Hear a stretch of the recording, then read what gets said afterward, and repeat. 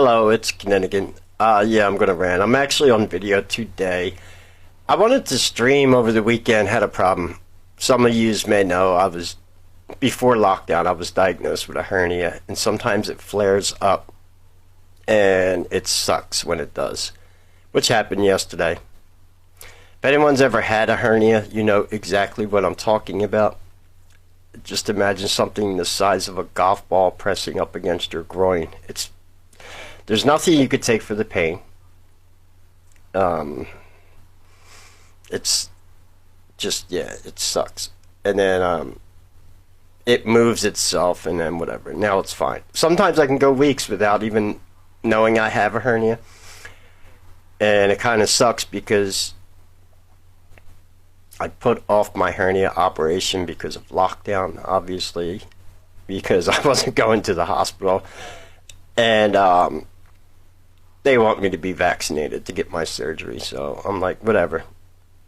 This is the kind of bullshit we have to deal with. And you obviously know what's going on with the mainstream media, Dr. Fauci, Twitter, Elon. Now, all that shit has come into light, so I don't need to talk about any of that stuff. What we're going to talk about, and hopefully my hernia should be okay for a while. It's very discomforting. Let me share my desktop here. Now, I read a lot of comments. I had just pulled this up just so I can show this. Someone had asked me this term where we go one, we go all. Someone asked me, was this a reference to Lucifer and the fallen angels? And I tried to investigate that. I can't find anything that proves that's true, and it doesn't even make sense from a standpoint. From what I understand, the fallen angels weren't given a choice. That sounds like a choice, free will. And I don't believe that the fallen angels did what they did under quote-unquote free will. Either did Lucifer. That's why he is so in rebellion against God. If Lucifer did what he wanted to do under his own free will, he wouldn't be so spiteful towards God and Jesus and humans in general. Just saying. So I don't know. I can't prove that. This came from Jeff from In the News Radio, the one who gave me my first live radio show that aired in Manhattan, New York, and a few other cities across the United States about my reptilian research. I want to do a live stream tonight on reptilians, but it is something that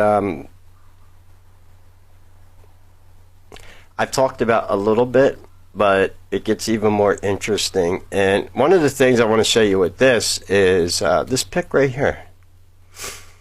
The pics that I recently showed of the Anasazi Indians and the one creature we thought was Thoth, right?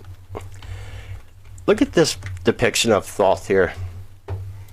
This depiction of Thoth has a very beak-like reptilian snout. This is very important for what I'm going to be streaming about tonight. And this goes, and so he sent me this link, and it has to deal with other stuff about reptilians, and he always sends me good links. And Jeff, I got it. I'm reading over it today, and I may incorporate this into the stream because there's some excellent things here. Another thing that's going to be important, there's depictions of cynocephaly on this page, and the word cephaly means man-like. That's very important. That's going to but that depiction of Thoth looks like, I'm going to show you this. I have the I'm just going to show you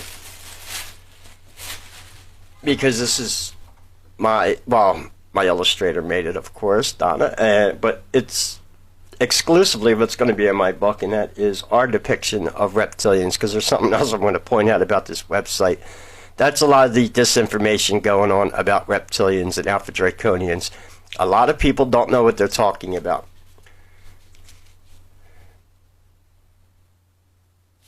That's probably a more accurate of what an Alpha Draconian actually looks like.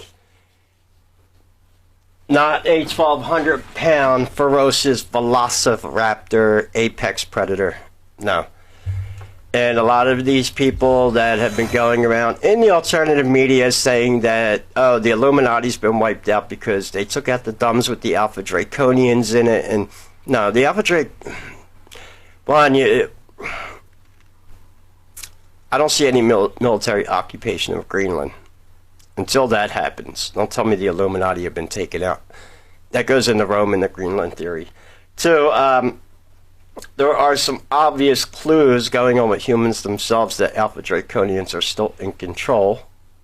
They are the top of the pyramid when it comes to black magic, the occult, secret societies. Yeah, so that might just be another interesting stream altogether. Maybe some proofs of how I know that the world is being ruled by reptilians, because there's some obvious proofs there. Now this, I don't want to make this video go on too long. I'm on a timer on OBS. I'm looking at 6 minutes already. Okay, good. I like to make my rant videos not too long, right? Because the hardest part of putting streams together for me is bringing the information in a way that it's concise, and I don't like to stream over an hour. I'm not one of those YouTube channels that puts on 3 or 4 hour live streams. People know that, although I could. But the other thing about this site that stood out to me was they mentioned 2 very big, obvious people, and I don't like talking about other reptilian researchers in my videos, and that is the people that claim to be associated with the secret space program that ran into these blue bird creatures. Corey Good is one of them. Did I just say that? Well, he's mentioned in here as being an obvious disinformation agent. So that caught my attention with whoever wrote this article, Jeff. Thank you. Because they called out the obvious disinformation. So I was like, cool. So we're going to be talking about a creature tonight. Now, before I do that, it's Christmas time. Hold on. Allergies are bothering me. We've had crazy weather in Philadelphia, and every time we have crazy weather, my allergies act up. There's been crazy snow, like snowstorms happening. It's 12/12. We got 10 more days until winter actually starts. I think it's going to be a bad winter. So, that's alright. The things, fingers crossed, I haven't been sick in 2.5 years. That's another reason why I will not get the jab. I have something called, that they're bringing up to Fauci in the hearings now, called natural immunity, you idiots. Yeah. So, we're going to be talking about, now this is really interesting. Someone just left a comment on my channel today about the Cyclops of Tartarus and Cyclopean masonry. What's really interesting about this lecture I did about that is the Cyclops and Cyclopean masonry talks about an epoch of time when the third eye was prevalent. There is a theorized time on this planet before the rise of Babylon that all creatures, humanoids, and animals were able to communicate with each other through something called silver tongue, which was a universal language used by all creatures and animals, and it was based off the principles of telepathy. Now, as crazy as that sounds, we have something in our brains called a pineal gland. The pineal gland is our deactivated third eye. That is one of the proofs that I have that the Illuminati is in power. Why would humans not activate the power of our third eye? There was a time theorized, it was Cyclopean masonry, is that epoch of time that the mainstream calls it, and that's what the symbol of the Cyclops is, with the eye right here. It's a metaphor. And it goes back to a lot of stuff I teach about all science and animals, insects, and everything being categorized into either Greek or Latin as to one of your proofs that they are still controlling the planet. Things are about to get really interesting here. So we have a creature in New Zealand. You may think you're looking at a lizard. No, you're looking at a reptile, but he's not a lizard. This creature is called a Tuatara. He's only found in New Zealand, meaning he was once part of ancient Lemuria, where the native Terran Reptilians come from.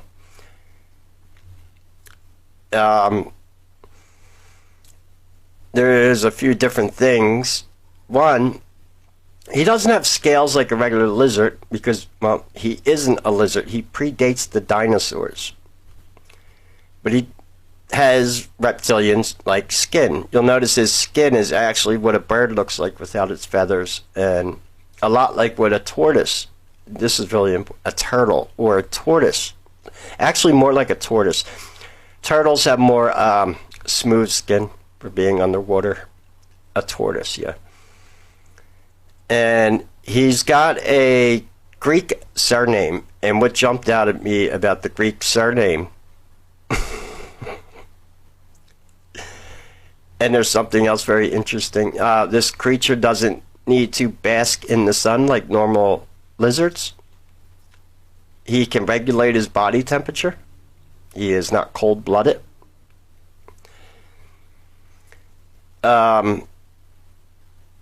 Like I said, you'll notice his skin, but here's something that's baffling scientists that they can't explain.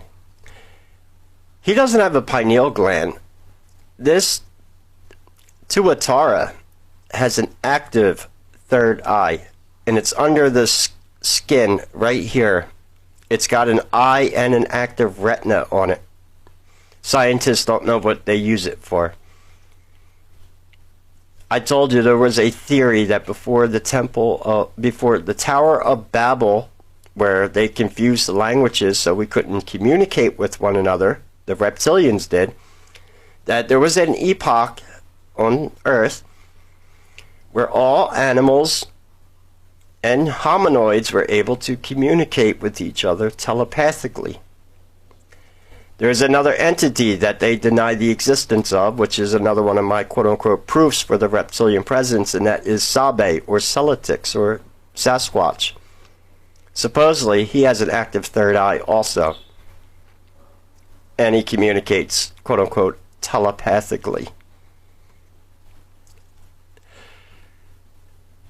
That's mine. Guess what this creature's Greek name is? 65 million years ago, a meteor hit Earth near Mexico, killing all the life on the planet. Out of the ashes, one reptile managed to survive in New Zealand.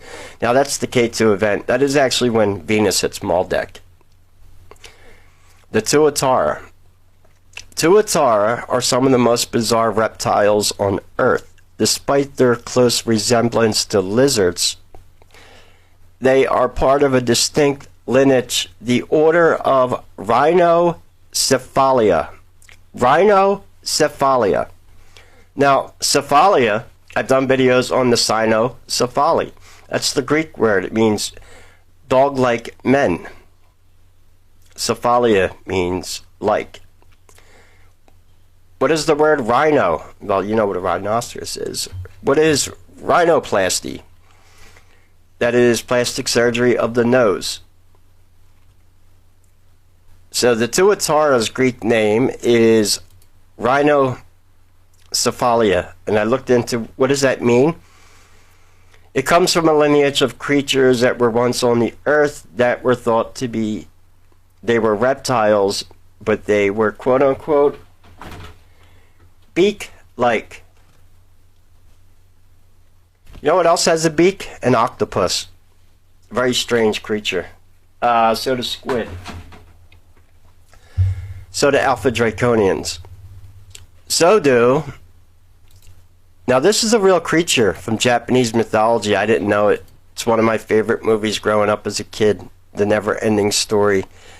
And a trail meets an ancient tortoise named Morla, the ancient one. When I was researching the kappa in Japan, Japanese mythology is mind-boggling, and I'm going to try to pull it up for this stream tonight. I got to find... There is mythology that comes out of Japan of an ancient race of tortoises, turtles, that are giant. They are the size of islands, and they can hide themselves like Morla does. When he first finds Morla in the swamp, it looks like, yeah, you see how big his shell is. It looks like an island. Like, you see where it was submerged under the water, and he was. Morla is thousands of years old. And what's interesting is a lot of these tortoises have, quote unquote, the same type of skin as the Tuatara. Now, we don't find any tortoises with active third eyes anymore, right? But that's not to say that there isn't any out there that do. And there is Japanese mythology of these. Now, the biggest tortoises we have today come from the Galapagos Islands, which is another part of ancient Lemuria. The giant tortoises, they're almost extinct now. And there is real ancient mythology of creatures like this that inhabits. They're like the size of islands, and they're giant tortoises, ancient tortoises. And who knows, those creatures probably do have active third eyes. This is really interesting because here's some of the facts about the Tuatara, the key facts. And yeah, the word, it means beak-like. A lineage of creatures which are the Rhynchocephalia, which are animals that predate the dinosaurs, and they're beak-like. Beak-like faces. That's where rhino comes from. Nose or beak. They have active third eyes. Scientists have no idea what they use their active third eyes for. New Zealand itself is already part, you know, they shot Lord of the Rings in New Zealand for a reason. It's part of the old world. What a perfect way to show Middle Earth, right? So, oh, this is really interesting about the Tuatara. That little reptile can live up to 100 years old, which is really interesting because the giant tortoises of the Galapagos Islands can live hundreds of years old, and in the never-ending story, Morla is thousands of years old. Then we have an epoch of time. Like I said, someone just left a comment. This is like synchronicity when people do this. About this the Cyclopean period in time, when we had a universal language, when animals and humans could communicate with one another, or the hominoids at that time. It's a reoccurring theme in Buddhism, a lot of the philosophical religions, that, yeah, activating your pineal gland and taking the middle path is how you can communicate with benevolent gods. There's a reoccurring, or you use the left-hand path for black magic. You have to activate your pineal gland for black magic, and it's called the left-hand path when you do it for evil. And there's even a Bible quote about having your third eye activated. So, yeah. So I need to figure out a way. Yeah, this is fascinating, isn't it? Anyway, I'm going to pin the top comment. This is a documentary about the Tuatara, if you want to watch it. And it's fascinating. Yes, this thing has an active third eye. They don't know what they use it for. And that's, reptile has been around. Now, I looked at the head shape, and it's got like these little spines on its back. Really cool.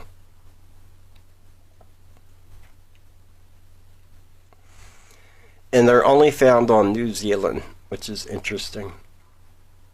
The South Pacific is fascinating with old world animals. Like, you know, there's an island that has real dinosaurs on it, the Komodo dragons. They're awesome. Those things are vicious too. Those things are nasty. Yeah,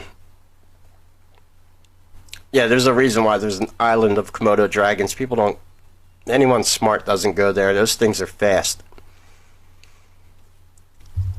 But Komodo dragons are more closely related to dinosaurs and lizards. This thing isn't. It predates them. Fascinating, isn't it? This might be the lineage of creatures that the native Terran Reptilians have evolved from. They supposedly also have active third eyes. That's how they're able to use their mimic camouflage. When a native Terran shapeshifts, it can be picked up on camera as an actual native Terran, but to humans it appears as a human. They use visual mimicry, and it's a power that they harnessed using their third eyes. Interesting, right?